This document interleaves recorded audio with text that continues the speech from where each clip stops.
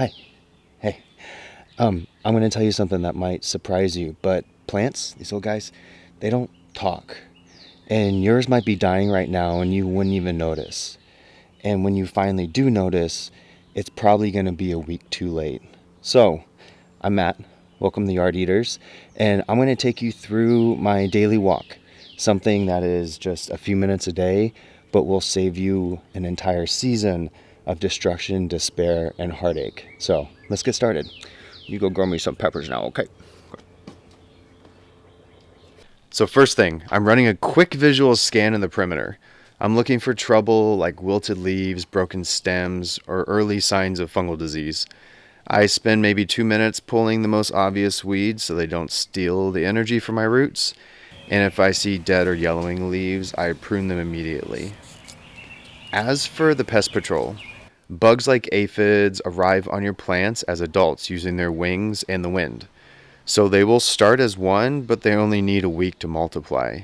If they show up and you immediately shake them out and kill them, they'll never build a colony. Lots of people will go through checking every single leaf. A lot of the times I'll just go through and shake the plant. When you shake it, you force the pests to reveal themselves. They fly around, and then I know I need to kind of go in for a little bit deeper look.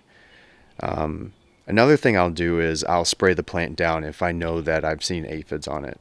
So this is my mechanical way of dealing with aphids. You can just spray them down with water using a good high pressure hose, and the adults will fly right off. If I do see any leaves that have damage on them, like chew marks or holes, I'll flip those over and check the underside. That's where all of your culprits live, including the eggs and larvae. All of them camp out in the bottom of the leaves, so make sure you're checking there. Also, check the newer leaves on that plant. They like to go after the weak and young stems, so if you notice some activity on one stem, check the very end of the stem where the newer leaves are as well. Crikey! Okay, now for the soil test. You want to get a few inches down, so go all the way down to your last knuckle and pull it back up.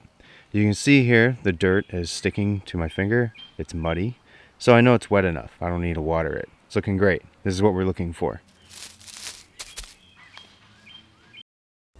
And if you want to compare what dry soil looks like, look at that, almost nothing. So, wet soil, much drier soil. You can actually see that it's a little wetter at the bottom, but the first few inches, completely dry. Now remember, if you find a bug or a diseased leaf, don't just treat the symptom. Ask why it's there. In the 1970s, French scientist Francis Cabusu, I think I said that right, cracked the code with this theory of trophobiosis. He proved that pests are essentially the cleanup crew of the natural world. Here's what's actually happening. So, a healthy plant is pulling its nutrients in, including amino acids, from good soil. When it's bringing it in, it's fusing those amino acids into complex proteins, and it uses those complex proteins to build strong stems, healthy leaves, great fruit. But if this plant ever becomes stressed, bad water, bad light, synthetic fertilizers, then it can't convert the amino acids into complex proteins. And what happens is all those amino acids start getting filled up into the leaves, and it starts oozing out of the leaves and actually changing the colors of the leaves. And guess who likes to eat that ooze? Aphids. So aphids are attracted to amino acids and the coloration change of the leaves. And so as they're flying around in the wind, they are looking for changes in color and the smell that the plant is giving off to eat this soup. They do not have a digestive system to even eat complex proteins. So if this plant was healthy, it would be invisible to aphids. But since it's stressed, it's actually ringing a dinner bell for the aphids, and they're coming to feast. So that's what's happening. And since we're on the topic of plants screaming at you in their own way that they are in an unhealthy environment, I highly recommend getting a soil test once a year.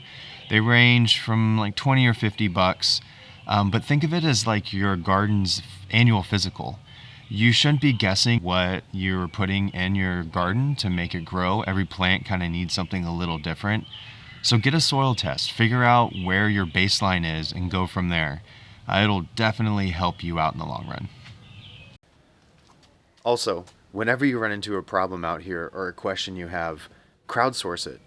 Drop it in your favorite LLM. I use Gemini a lot. Drop it in Reddit. There are so many subreddits that have hundreds of thousands of people that are peer reviewing every comment that's published on there. I work on gardening, vegetable gardens, plant clinic, all of those subreddits I'm on, and I ask questions. I answer questions in there, so you're not alone. Use the internet as your 100% free tech support. All right, our daily walk is complete. The plants are hydrated, all the dead leaves are pruned, and the local pest population has been crushed. So, literally just a few minutes a day is all it takes to have a very successful harvest. So, eat the homegrown stuff, stay healthy, and follow me so I can show you how to eat from your yard. I'll see you next time.